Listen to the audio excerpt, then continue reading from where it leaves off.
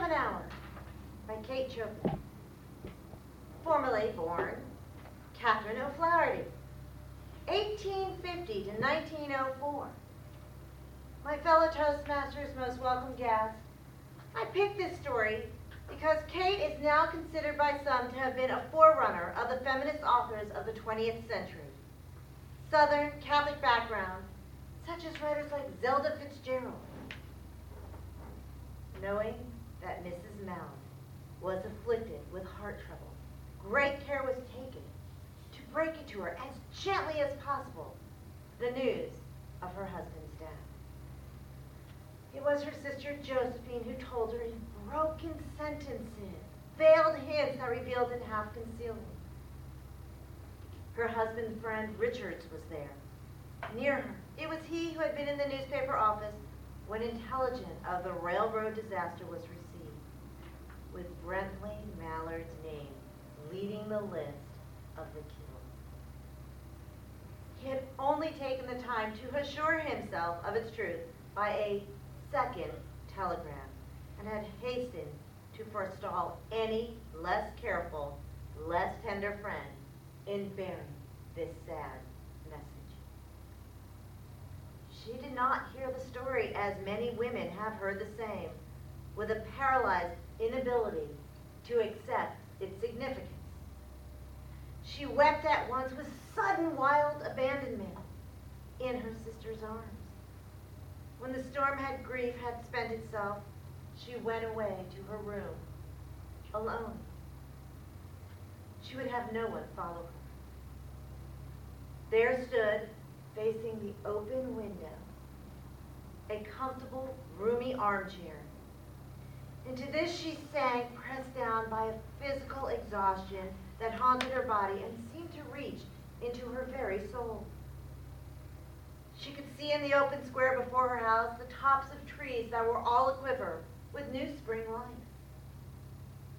The delicious breath of rain was in the air. In the street below was a peddler crying his wares. The notes of a distant song which someone was singing reached her faintly, and countless sparrows were twittering in the eaves. There were patches of blue sky showing here and there through the clouds that had met and piled one above the other in the west, facing the window.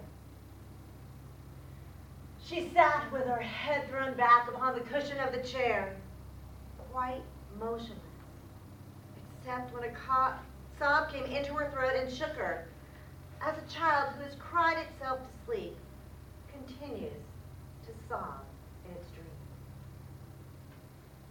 She was young, with a fair, calm face whose lines bespoke repression and even a certain strength.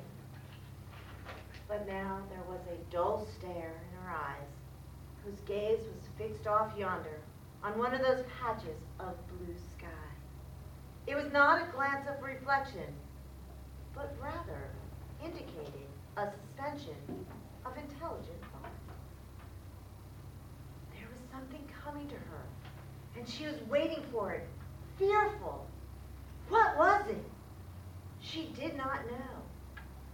It was too subtle and elusive to name. But she felt it, creeping out of the sky, reaching towards her, through the sounds, the scents, the colors that filled the air. Now her bosom rose and fell tumultuously. She was beginning to recognize this thing that was approaching to possess her, and she was striving to beat it back with her will, as powerless as two white, slender hands would have been. When she abandoned herself, a little whispered word escaped her slightly parted lips. Free. Free. Free. The vacant stare and the look of terror that followed it went from her eyes. They stayed keen and bright. Her pulse beat fast, and the coarse blood warmed and relaxed every inch of her body. She did not stop to ask if it were or were not a monstrous joy that held her. A clear and exalted perception enabled her to dismiss the suggestion as trivial. She knew that she would weep again when she saw the kind, tender hands folded in death. The face that had never looked save with love upon her. Fixed, gray, and dead. But she saw beyond that bitter moment a long possession of years to come that would belong to her, absolutely. And she opened and spread her arms out in welcome. There would be no one to live for during those coming years. She would live for herself.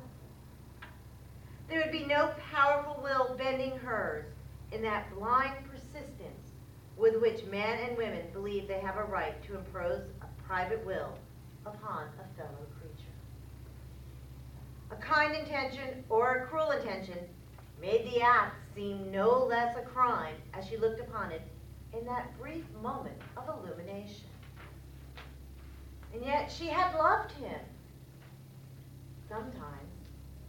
Often, she had not. What did it matter?